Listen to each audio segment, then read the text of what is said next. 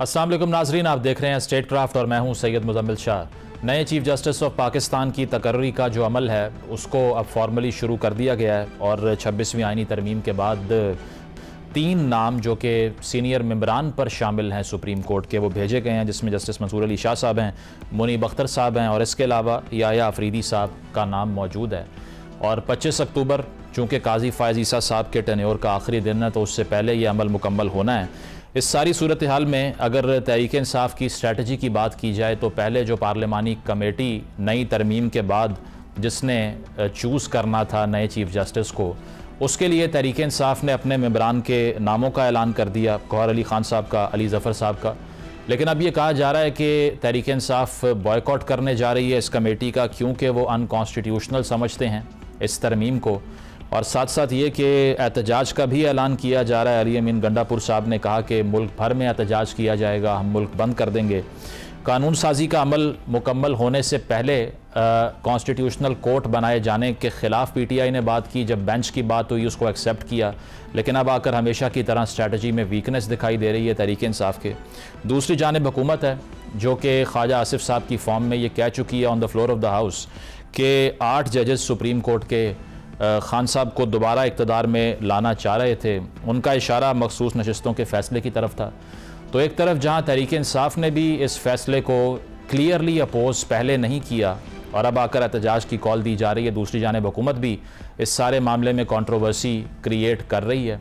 देखना यह है कि कितना स्मूथली एक नाम चूज़ कर लिया जाएगा और क्या उसके रिस्पॉन्स में किसी लॉयर मूवमेंट का जो खदशा ज़ाहिर किया जा रहा था वो मटीरियलाइज हो सकता है, या तहरीक इंसाफ एहतजाज करती है तो फिर क्या होगा।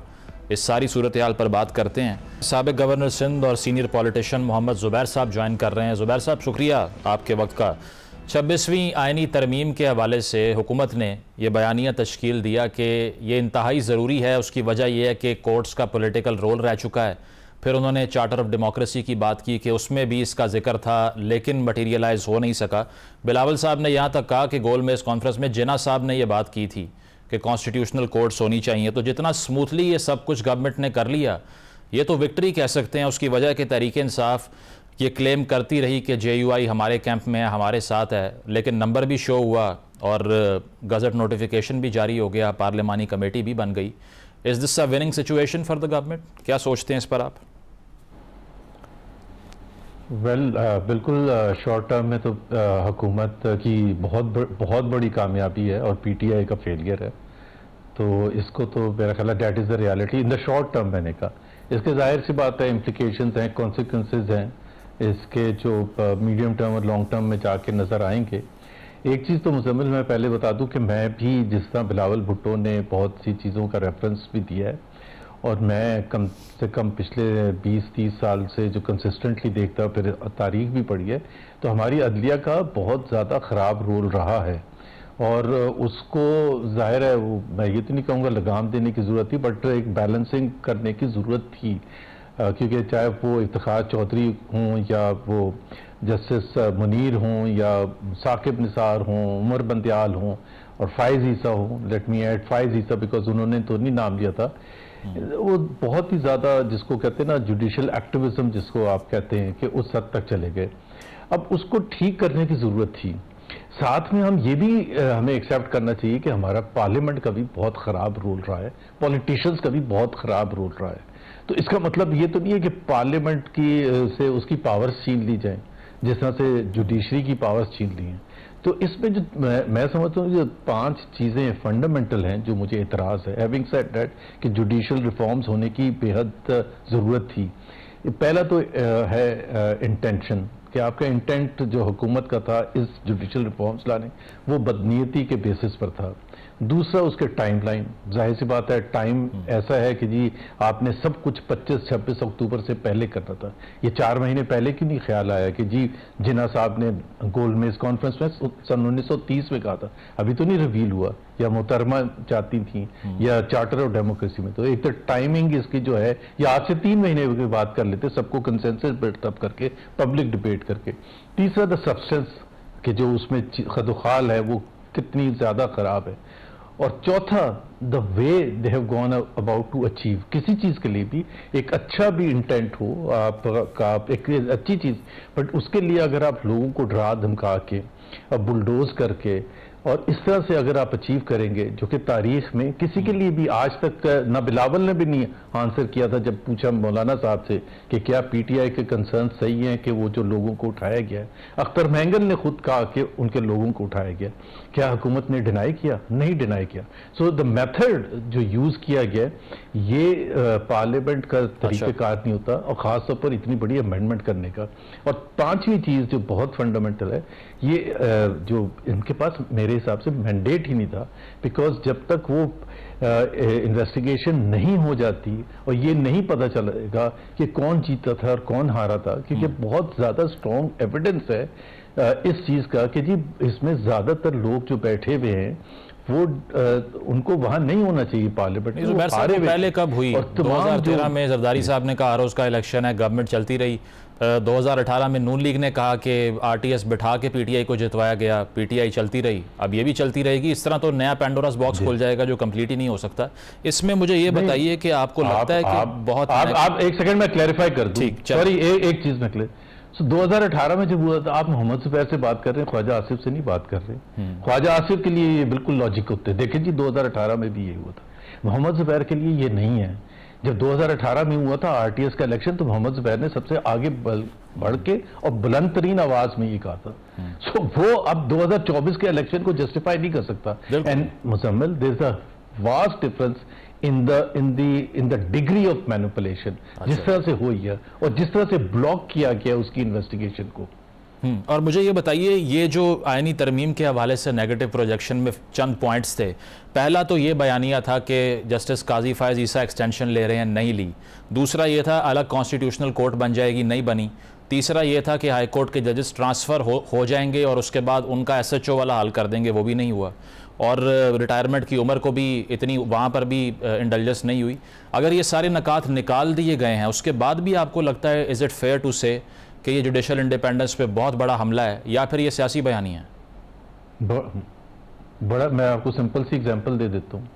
जो कॉन्स्टिट्यूशनल कोर्ट होगा वो कौन बनाएगा? हुकूमत की मेजॉरिटी जो पार्लियामेंट में PMLN, PPP, MQM, जी मैंने कहा बेंच की बात हो रही है। बेंच, सॉरी, कॉन्स्टिट्यूशन, जी बेंच की, जहां सारे पॉलिटिकल केसेस जाएंगे, जहां सारे कॉन्स्टिट्यूशन वो बनाएंगे हुकूमत के वक्त, तो हुकूमत अपने जज मुकर्रर करेगी।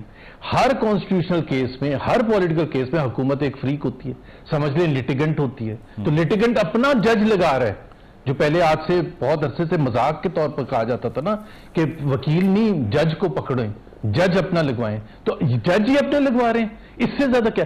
आप मुझे बता दें अभी पेंडिंग केसेस कौन से हैं? 2024 के इलेक्शन के हवाले से, बल्ले के हवाले से, मखसूस नशिस्तों के हवाले से, हर एक में हुकूमत फ्रीक है। तो हुकूमत फ्रीक है, हुकूमत कह रही है नहीं, कौन से जज को लगाएं जो हमें फेवर करेगा। इससे ज्यादा बड़ी एग्जाम्पल क्या हो सकती है? मेरे लिए फेडरल कोर्ट पहले, और ये मैंने तो नहीं जाहिर है इन्वेंट किया था फेडरल कोर्ट, हुकूमत ही लेके आई थी, एक तजवीज लेके आई थी। सो जो फेडरल कोर्ट का तस्वर था वो कॉन्स्टिट्यूशनल बेंच के थ्रू कर रहे हैं। What is the difference between the two? आप जब अपने जज अपने लगा रहे हैं, अपने जज, अपनी मर्जी का जज, और जबकि हर केस में एक फरीक हुकूमत होती है।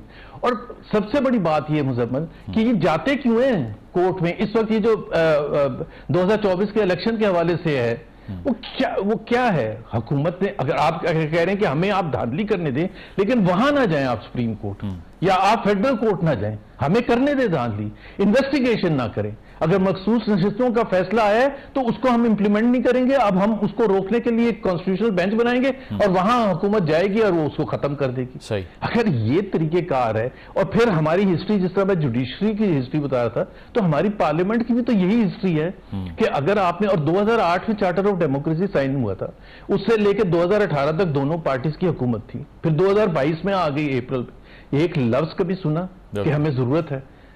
काजी फायज ईसा थे तो आपको जरूरत नहीं थी। जुबैर साहब, फिर ये देखें ना, ये जो पार्लियामानी कमेटी बनी है, जो पार्लियामानी कमेटी बनी है जहां चीफ जस्टिस की तकर्री का अमल भी अब शुरू हो रहा है, अब उसमें भी तमाम पार्टीज की नुमाइंदगी according to the proportion that they have in the national assembly उस लिहाज से है।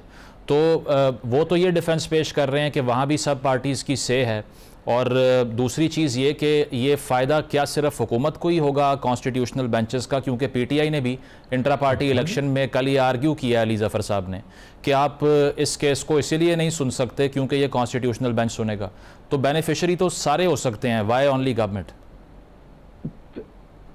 बिकॉज जो भी गवर्नमेंट हो, आज इनकी गवर्नमेंट है ना, कल किसी और की गवर्नमेंट होगी, तो ट्रेजरी बेंचेस की प्रोपोर्शनल बेसिस पर ही जजेस की अपॉइंटमेंट होगी ना। तो ट्रेजरी बेंचेस जो भी हुकूमत होगी उनकी मर्जी के जज लगेंगे। या आज पीएमएलएन, पीपीपी, एमकेएम वगैरह हैं, तो कल कोई और हो गया, लेट से पीटीआई होती है, लेट से, तो पीटीआई की मर्जी से होगी। I am not saying PTI और पीएमएलएन, आई एम सेइंग हुकूमत जो भी होगी उसकी मर्जी के जज लगेंगे, और केसेस वो होंगे जिस हर केस में लिटिगेंट हुकूमत होगी, हर केस में, या तो उसके खिलाफ आ रहा होगा या उसकी तरफ से आ रहा होगा। अब ये रिव्यू पिटीशन मैं तो वैसे ये समझता ही नहीं हूं कि पॉलिटिकल केसेस आप इसको आप चैलेंज कर दें मुझे जी। नहीं, मैं ये कह रहा हूं, आप इससे एग्री करते हैं? मैं तो ये समझता हूं कि ये जितनी पॉलिटिसाइजेशन ऑफ जुडिशरी हुई है उसकी वजह ये है कि तमाम सियासी केसेस हम कोर्ट्स में ले जाते हैं, पार्लियामान में कुछ डिसाइड नहीं करते। तो ये तो वैसे मैंडेट होना ही नहीं चाहिए था इन द फर्स्ट प्लेस, ये तो यहां हो गया ना पाकिस्तान में। देखें ना, एक दो चीजें, एक तो जनरल डिबेट है, वो डिबेट होनी चाहिए थी अमेंडमेंट से पहले, डिबेट होनी चाहिए थी जैसे अभी हम कर रहे हैं, और बिल्कुल खुल के। ये तो आप एग्री करते ना कि लास्ट मिनट तक बिलावल भुट्टो जब फ्लाई करके गए हैं कराची से इस्लामाबाद रात के 1 बजे मीटिंग करने के लिए मौलाना फजलुर रहमान से, फिर जिस दिन वो फाइनल जिस दिन पास हुआ है उस दिन भी रात हो गई थी, तो बार बार आ रहे जा रहे थे। तो इसका मतलब है किसी को भी, ना आपको पता था, ना मुझे पता था, ना किसी और को पता था कि एक्चुअल में क्या फाइनलाइज हुआ है। सो हमें तो डिबेट करने का मौका ही नहीं मिला। अच्छा। दूसरी चीज, सो ये सबसे ज्यादा फंडामेंटल चीज है। दूसरी चीज ये है कि आप मुझे ये बता देना कि उसकी नीयत का, जो मैं कह रहा था, टाइमिंग की बात कर रहा था, नीयत बड़ी क्लियर है। ख्वाजा आसिफ ने एक दफा नहीं 10 दफा ये कहा कि अगर मंसूर अली शाह बन जाएंगे चीफ जस्टिस तो फिर इलेक्शन का ऑडिट शुरू हो जाएगा और हमारी मेजॉरिटी खत्म हो जाएगी। भाई आपको तो सबसे आगे बढ़ के हाथ खड़ा करके कहना चाहिए थे सियालकोट का सबसे पहले कर लें भाई आप ऑडिट। अब मसला ये है कि ये तो इन्वेस्टिगेट हो ही नहीं सकता ना। Islamabad is a prime example. एक कैपिटल सिटी में 3 सीटें हैं। मुझे एक शख्स बताते, वहां मुस्वक होकर भी 2 सीटों पर लड़े थे। मुस्वक होकर तो नहीं क्लेम कर रहे कि मुझे आप फॉर्म 47 मेरे फेवर में देते हैं, वो तो कह रहे हैं फॉर्म 45 जो उनको मिला है, he is not the number 2 candidate, he is not going to get the seat that has been claimed by PMLN। वो ये कह रहे हैं कि that has been won by PTI। और 4 दूसरे जो लड़े थे उन हलकों से इलेक्शन, उनके सबके फॉर्म 45 सेम है। अब अगर आप मुल्क को आगे लेके जाना चाहते हैं और आप जोरे बाजू, तो फिर आप सीधा फिर इमरजेंसी लगाएं और कोई इस सेमी मिलिट्री रूल लगा दें कि जी कोई चीज इन्वेस्टिगेट नहीं होगी, जैसे नॉर्थ कोरिया में नहीं होती। एग्जाम्पल दें, सही, बिल्कुल धड़ल्ले से एग्जांपल देंगे। नॉर्थ कोरिया में कौन ठीक है डिसाइड करता है? ऑन द लास्ट पॉइंट, अब पीटीआई ने जो पार्लियामानी पार्टी का हिस्सा बनने से भी अब सुनने में आ रहा है कि वो अवॉइड करेंगे, फिर उन्होंने वोटिंग में भी हिस्सा नहीं लिया, वो कह रहे हैं हमारे कुछ मेंबरान भी गायब हो गए।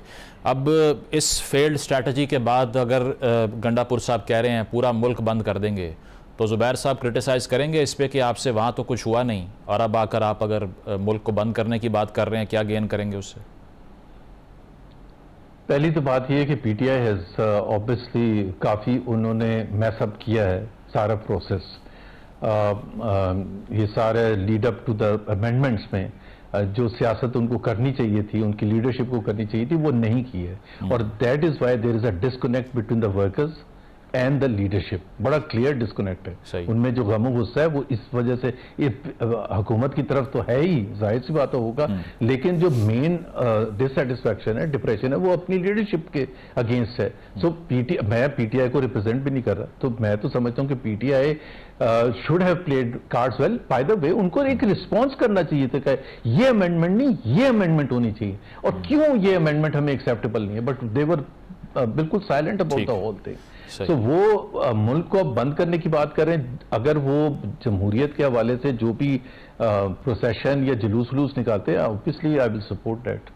ठीक है, बहुत बहुत शुक्रिया। मोहम्मद ज़ुबैर साहब हमारे साथ मौजूद थे। उन्होंने कहा कि तहरीक इंसाफ की जो अर्जी थी वो कारगर साबित नहीं हुई, लेकिन अगर वो अपनी जो सियासी उनके हुकूक हैं, राइट्स हैं, उसके तहत एहतजाज करने की प्लानिंग कर रहे हैं तो आप उनको सपोर्ट भी करेंगे। एक ब्रेक शामिल करते हैं, ब्रेक के बाद वापस आएंगे। Stay with us.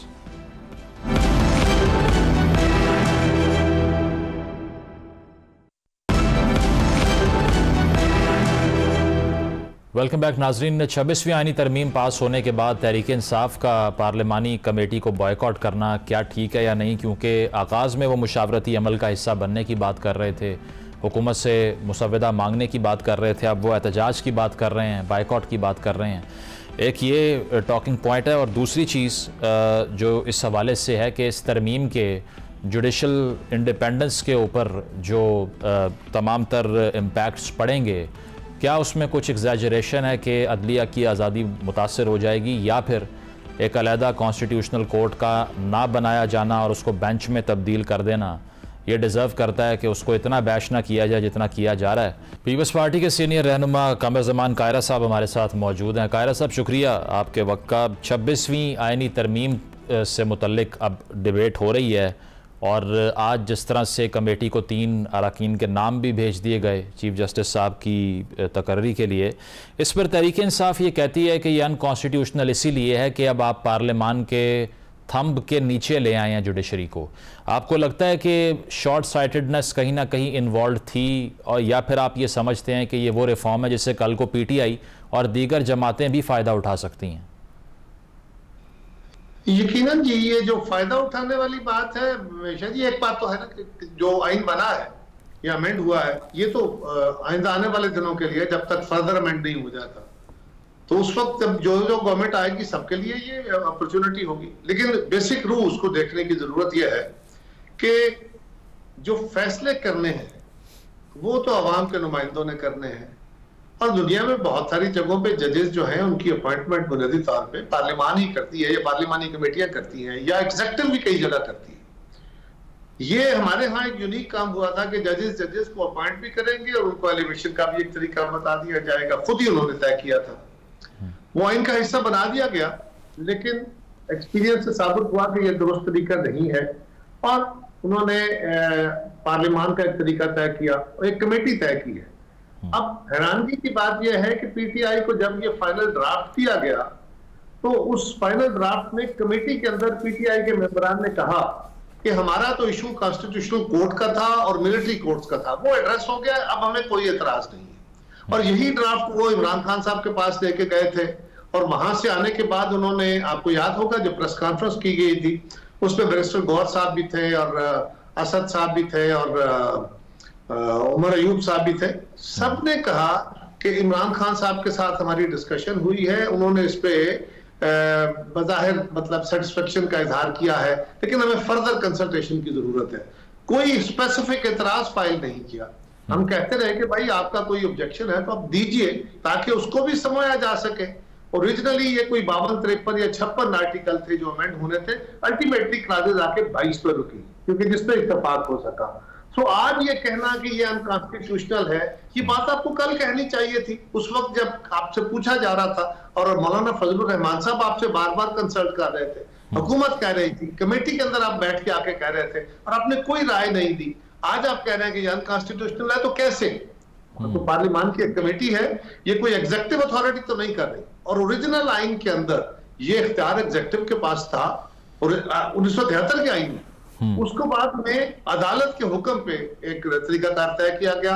आज उसको रिवर्स करके जो दुनिया में मुरव्वई तरीका है वो अडॉप्ट कर लिया गया है, और ये तयशुदा है कि पार्लियामान का ओवरराइट राइट होना चाहिए तमाम इदारों के ऊपर। कायर साहब, लेकिन देखें ना, टाइमिंग के हवाले से बहस शुरू हो जाती है। अभी मोहम्मद जुबैर साहब भी ये कह रहे थे कि दरअसल ये इशू है कि अगर चार्टर ऑफ डेमोक्रेसी में एक चीज़ का जिक्र था, या जो बिलावल साहब कहते हैं कि जिना साहब ने गोल में इस कॉन्फ्रेंस में 1930s में इस कोर्ट का मुतालिबा किया था, तो पहले अपने अदवार में क्यों नहीं इसको डिसाइड कर लिया गया? अब तो मैसेज यही जा रहा है जो मौलाना साहब ने बात की है कि हिज़्ब इख्तलाफ एक जज से और हुकूमत दूसरे जज से खौफज़दा है, यही मामला है। शरीफ बात यह है कि हमने चार्टर ऑफ डेमोक्रेसी में इसका जिक्र था, मोहतरमा ने इसका ख्वाब देखा था, और उसके बाद हमने 18वीं तरमीम के वक्त पूरी कोशिश की, लेकिन उस वक्त इत्तेफाक राय ना हुआ, लिहाजा ये ड्राफ्ट हो गया।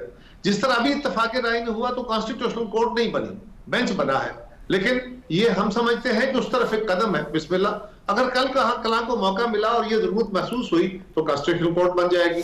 उसके बाद भी पीपल्स पार्टी ने हमेशा हर मौके पे और अपने इलेक्शन मैनिफेस्टो में ये बात हमेशा रखी कि हम COD का अनफिनिश्ड एजेंडा बशमूल आईनी अदालत जब मौका मिलेगा बनाएंगे। तो हमारा तो बिल्कुल बड़ा वाज़ेह मौका है। और इस पर एक रूमर ये भी है कि मौलाना साहब ने जब तहरीक इंसाफ को यही कहा ना कि अगर मंसूर अली शाह साहब ही बना दिए जाएं तो, और उसके बाद में उनकी तरफ से ये कहा गया कि ठीक है आप फिर प्रोसीड कीजिए, ऐसी कोई बात हुई है? मेरे इल्म में नहीं है, ये बात तो मौलाना बता सकते हैं, क्योंकि मेरे इल्म में ऐसी कोई बात नहीं है। और ये नहीं हो सकता कि पहले से कोई प्रायर कमिटमेंट हो, और ये भी मुमकिन है कि वो कमेटी जो है वो मंसूर अली शाह साहब को ही बना ले। और जहां तक ताल्लुक ये टाइमिंग है ना जी, शाह जी एक बात तो बड़ी वाज़ेह है ना कि कानून या आइन इन एंटीसिपेशन भी बनाए जाते हैं आइंदा आने वाले अदवार के लिए, वक्तों के लिए, और वक्त की जरूरत के तहत भी उसमें अमेंडमेंट या उनके अंदर तख्लीक किए जा सकते हैं कि आज एक जरूरत पेश आई जो पहले एंटीसिपेटेड नहीं थी, उसके मुताबिक आपने कानून अमेंड कर लिए और हुकूमत ने अपनी जरूरत के तहत किए। ये भी एक हद तक होता है, इसलिए कि हुकूमत की जरूरत भी जो है वो बुनियादी तौर पर गवर्नेंस से रिलेटेड है, और हुकूमत अगर समझती है और प्रोसेस ड्यू प्रोसेस हो जाता है तो इसमें भी कोई हर्ज नहीं है। जब तक कोई नई हुकूमत नहीं आती जिसके पास ये मेजॉरिटी हो, और अगर वो समझे कि ये मुनासिब नहीं था कानून, उसको अमेंड कर। तो पीपल्स पार्टी और नून लीग को कलेक्टिवली ये तासुर ज़ायल करने की ज़रूरत नहीं है that they don't have an issue with Mansoor Ali Shah साहब, क्योंकि ख्वाजा आसिफ साहब भी ये कह चुके हैं कि अगर वो आ गए इलेक्शन ऑडिट शुरू हो जाएगा। कल उन्होंने फ्लोर ऑफ द हाउस भी ये कहा कि 8 जजेस ने खान साहब को वापस इंस्टॉल करने की कोशिश की, यानी कि मखसूस नशस्तों के फैसले की तरफ वो इशारा कर रहे थे। तो इस तासुर को भी तो ज़ायल करना पड़ेगा ना? करना तो चाहिए जी, लेकिन तासर जायल नहीं हुआ करते। और हमारे मुल्क के अंदर जुडिशरी के बारे में या बाकी इदारों के, इवन पार्लियामेंट के बारे में भी ये तासर जो बने हुए हैं ना, यही तो अफसोसनाक है कि लोगों की नजर में वो कहते हैं ना कि कहती है तुझको खल्के खुदा गायबाना क्या। जहां तक मंसूर अली शाह साहब का ताल्लुक है, उनको तो मुतनाज़ा बेसिकली पीटीआई ने बनाया। अच्छा। लेकिन पीटीआई कई महीनों से ये कह रही है कि जो मौजूदा चीफ जस्टिस है आउटगोइंग, वो तो जी हमारे साथ इंसाफ नहीं करते, वो तो हुकूमत के साथ है, और जब तक वो हैं हम अपने केसेस नहीं सुनवाना चाहते। और उसके बाद जब मंसूर अली शाह साहब, ये रिकॉर्ड पे है वो सारे, मंसूर अली शाह साहब आएंगे तो इनका इलेक्शन खुलेगा और ये हुकूमत घर चली जाएगी। ये बात अक्टूबर नवंबर की 10 जगह वो कहते रहे, खान साहब भी कहते रहे, उनकी बाकी जमात भी कहती रही। तो ये काम गवर्नमेंट की तरफ से तो किसी ने नहीं कहा कि मंसूर अली शाह साहब आएंगे तो इलेक्शन खुल जाएगा। ये तो उनकी तरफ से हमेशा कहा गया कि जब वो आएंगे उस वक्त तक ये गवर्नमेंट चलेगी, उसके बाद ये फाइनल होगा। नहीं, ख्वाजा आसिफ साहब ने वैसे इजहार किया है इसका। ख्वाजा आसिफ साहब ने इस खदशे का इजहार उनके कहने पे भी किया कि वो ये कह रहे हैं। अच्छा, और इसके साथ साथ देखें, बिलावल साहब ने तो कैटेगोरिकली ये कहा ना कि हर सूरत आईनी अदालत बनकर रहेगी, बट एक कदम पीछे रह गए उससे, आईनी बेंच की फॉर्म में आ गए। अब जुरिस्डिक्शन में कन्फ्यूजन होगी, कौन सा केस आईनी बेंच में जाएगा, कौन सा केस रेगुलर कोर्ट सुनेगी। तो इस कन्फ्यूजन को अवॉइड ही क्यों नहीं कर दिया? अगर नंबर था गवर्नमेंट के पास, वाई नॉट कॉन्स्टिट्यूशनल कोर्ट्स? कोशिश तो यही थी, लेकिन अगर उस पर इत्तेफाक नहीं हुआ, और जिस चीज पे इत्तेफाक राय हो सकता है और हमारा ऑब्जेक्टिव भी सॉल्व होता है, हमें कोई इस बात पे जिद तो नहीं थी कि जी यही कहना चाहिए। एक हमने एक उसका नाम लिया, कल अगर मौका मिला और हमने समझा कि वो जरूरी है तो हम बनाएंगे। लेकिन इस वक्त अगर इत्तेफाक राय हो गया है और जो बेंच है वो रेगुलर बेंच के तौर पे जिसमें मुस्तकिल जजेस होंगे और वो केसेस सुनेगा कॉन्स्टिट्यूशन से मुतालिक, और उसमें कॉन्स्टिट्यूशनल एक्सपर्ट होंगे और चारों सूबों की नुमाइंदगी जितनी होगी जो उसका रूह है, तो उसके मुताबिक हमारा मसला तो हल होगा। हम चाहते क्या है, और उसमें कोई कंफ्यूजन नहीं होगा। जो आईनी मामलात के केसेस होंगे वो यकीनन वो बेंच सुनेगा, और जो हमारे अपीलें जो हैं वो हमारी सुप्रीम कोर्ट सुनेगी। और इसके अलावा ये तशवीशनाक बात नहीं है कि तहरीक इंसाफ के कुछ लोग ये क्लेम कर रहे हैं कि हमारे अरकान को अगवा कर लिया गया, एबडक्शंस करके नंबर पूरा किया है। तो ये तो यही फ़ज़ा कायम कर रही है ये बात के धौंस धांधली से और ज़बरदस्ती से ये करवा लिया गया है। ये बात बहुत की गई कि जी इतने करोड़, इतने अरब, इतने पैसे दे दिए गए, इतने बंदे उठा लिए गए, फलां के घर पे उसके बच्चे को अगवा कर लिया। शाह महमूद साहब के बेटे जो हैं उनके लिए भी यही था, और भी कुछ लोगों के लिए। अब उनकी स्टेटमेंट्स आ गई। शाह महमूद के बेटे ने आके उन्होंने कहा कि मैं तो खुद अपने वालिद के कहने पे जरूर पोश था। बाकी लोगों के बारे में एक चीज ना समझना चाहिए जी, इल्जामात लगे, अगर ऐसा हुआ तो मैं पहले दिन से उसको कंडेम कर रहा हूं, ये अफसोसनाक है। लेकिन सवाल यह है कि क्या किसी ऐसे मेंबर से, सेनेटर या कौमी असेंबली के मेंबर से जिसके बारे में कहा गया, उमर अयूब साहब ने भी बड़े नाम लेके बताया, उनमें से किसी से वोट भी लिया गया है? किसी ने वोट दिया है क्या? इस वक्त तो गवर्नमेंट को वोट चाहिए था ना, किसी के वोट रोकने तो मकसद ही नहीं था, यानी अपोजिशन ने तो वोट डालना ही नहीं था। गवर्नमेंट ला रही थी अमेंडमेंट्स, तो गवर्नमेंट ने वोट पूरे करने थे। लिहाजा उन मेंबरान से जिनका जिक्र किया जाता रहा और पीटीआई के लोग हैं, उनसे कोई वोट लिया गया है? अगर किसी आजाद मेंबर ने, जिसको आप भी आजाद कह रहे हैं, वो भी आजाद कह रहे हैं, लेकिन इस अजम्पशन पे कि जी नहीं वोट तो उसको हमारे मिले थे ना, इसलिए वो हमारा बंदा है, ये तो नहीं, टेक्निकली वो बंदे आजाद थे, आजाद मेंबरान ने वोट दिए, बिल्कुल दिए। अच्छा, प्रोग्राम में एक ब्रेक शामिल करते हैं, ब्रेक के बाद वापस आएंगे, स्टे विद अस।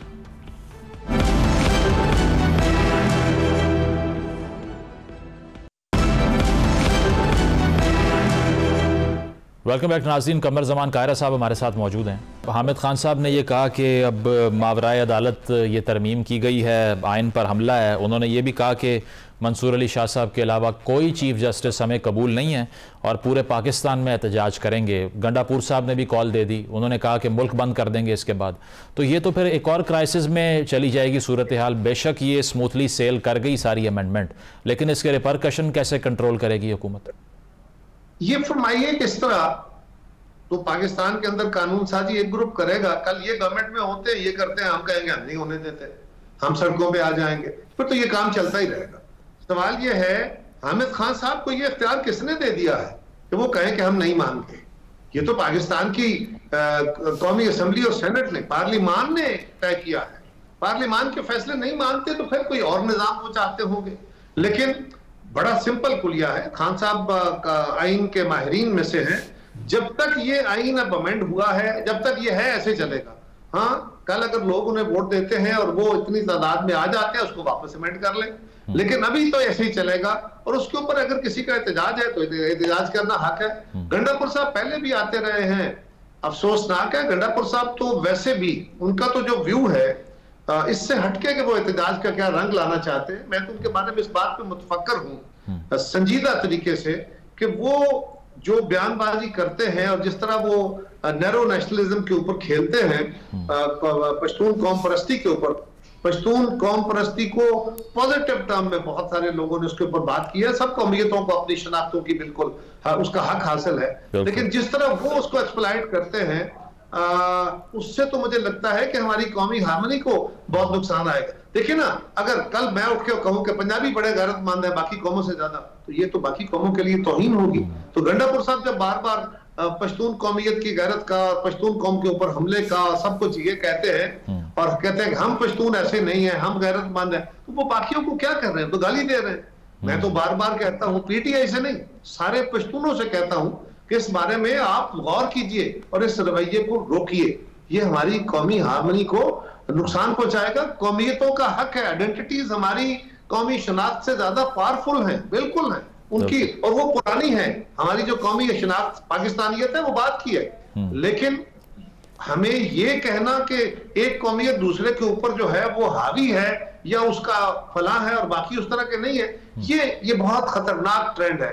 और ये ना समझी में हो रहा है या समझ से हो रहा है, पता नहीं मैं इसको क्या नाम दूं। कायर साहब, लेकिन अब एक सूबे की हुकूमत उनके पास है, वसाइल उनके पास हैं। पिछली बार भी वो अपनी क्रेनें, एम्बुलेंसेस, फायर ब्रिगेड्स लेकर आ गए थे।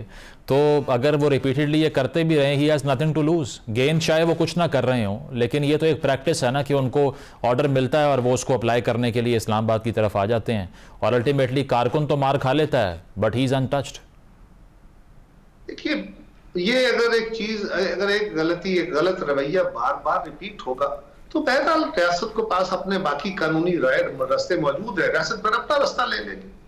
अच्छा, और इसके साथ वकला एक्शन कमेटी अब 26 अक्टूबर के बाद कह रहे हैं कि इजलास बुलाकर लाहे अमल का ऐलान करेगी। अंसार अब्बासी साहब की खबर है, वो कह रहे हैं कि जस्टिस याया अफरीदी जो है वो फेवरेट हैं और प्रेफरेंस हैं हुकूमत की। तो एक तरफ से कहा जा रहा है मंसूर अली शाह और नोबडी एल्स, और एक तरफ ये खबर बता रही है कि आपकी तो ऑप्शंस में ही वो नहीं है। तो फिर क्या एक्सपेक्ट करें? वो कला का तो ये इख्तियार नहीं है कि वो पाकिस्तान के आइन और कानून के बारे में अपनी राय दे सकेंगे, ये तो पार्लिमान का इख्तियार है और पार्लिमान के इख्तियार के ऊपर किसी की राय हम तस्लीम नहीं करते। बिल्कुल एक कंसल्टेशन के तौर पे उनसे कंसल्टेशन हुई है, वकला के दोनों अतराफ इस राय के वकला मौजूद है और अगर पीटीआई अपने वकला को, अपने साथी वकला को मोटिवेट करना चाहती है, हामिद खान साहब करना चाहते हैं, तो बिल्कुल उनका राइट है। तो दूसरी तरफ वाले वकला भी मोटिवेट होंगे। लेकिन गवर्नमेंट ने तो वो किया है जो आइन और कानून का तकाजा है वो पूरा हुआ है। अगर कोई चाहे कि वो अपनी स्ट्रीट पार के जोर पे या धमकी के जोर पे, या वो कहे कि मैं जी करीने ले आऊंगा और टैंक ले आऊंगा और फलां कर दूंगा, चढ़ाई कर दूंगा, इसकी बुनियाद पे आना है, तो फिर तो ये रवैया कल फर्ज करें यहाँ पे पीटीआई की गवर्नमेंट होती है तो हम कहेंगे हम सेंट्रल बैंक में नहीं चलने देते, हम कहेंगे हम पंजाब में नहीं चलने देते, मुस्लिम लीग कहेगी, तो फिर क्या करेंगे? क्या ये रसद चल पाएगी? ऐसा रवैया बिल्कुल काबिल कबूल नहीं। सही। और बिलावल साहब के बारे में ये कहा जा रहा है कि शायद इतना सेंट्रल रोल उनका पहले किसी लेजिस्लेटिव प्रोसेस में ना रहा हो जो इस बार है, तो क्या एक्सपेक्ट करें कि इसको फॉर्मल लॉन्च कह सकते हैं उनका पार्लियामेंट्री पॉलिटिक्स में? मेरा ख्याल है जी लॉन्च तो लाज एक और लफ्ज है, लेकिन आप समझते हैं बिलावल साहब पहले दिन जिस दिन असेंबली में आए थे ना जी, उन्होंने पहले दिन ही आके जो स्पीच की थी उस बात से ही उनकी लॉन्चिंग या उनका जो एंट्री थी, उन्होंने ये साबित किया था कि उनके अंदर ये विजन और विजडम मौजूद है। और आप जरा गौर कीजिए कि बिलावल साहब ने सिर्फ जमातों के माबैन इत्तेफाक की नहीं, बल्कि वो बार रूम्स में गए हैं, मुख्तलिफ जाके बार से एड्रेस किया है, वकला के नुमाइंदों से मिले हैं, जमातों से मिले हैं, और उन्होंने बाकायदा एक बड़ा जोरदार तहर्रक किया है और इस पे सब लोगों को जो बेयर मिनिमम था उस पर इत्तेफाक राय कराया। तो बिल्कुल उनको एक लीडरशिप का रोल मिला है। लोगों ने उनकी इस हैसियत को, कि वो एक बड़ा क्रिटिकल मोमेंट था ना जी, कि पहला जो ड्राफ्ट था वो मुस्तरद हो गया, उसके ऊपर वोट नहीं हो रहा और बड़ा प्रॉब्लम आया हुआ है, और ये मामला अल्टीमेटली स्मूथली हो गया। फिर कहा गया जी कि अरबों रुपए लग गए, ये तो बंदों को उठा रहे हैं, अगवा कर रहे हैं, फलां कर रहे हैं, और अल्टीमेटली वही लोग जो कि आजाद थे उन्होंने वोट कुछ डाले हैं। बाकी तो मेरी नजर में तो कोई ऐसा बंदा नहीं है पीटीआई का था जिसने वोट डाला। ठीक है, बहुत बहुत शुक्रिया। कमर जमान कायरा साहब हमारे मौजूद थे। उनका कहना यही था कि वकला एहतजाज करें या फिर तहरीक इंसाफ एहतजाज की कॉल दे या प्रेशराइज करने की कोशिश करें, लेकिन पार्लियामेंट का जो इख्तियार है वो उनकी नज़र में सुप्रीम है और कानून साजी का हक भी वो रखती है। एक ब्रेक शामिल करेंगे, ब्रेक के बाद वापस आते हैं। Stay with us.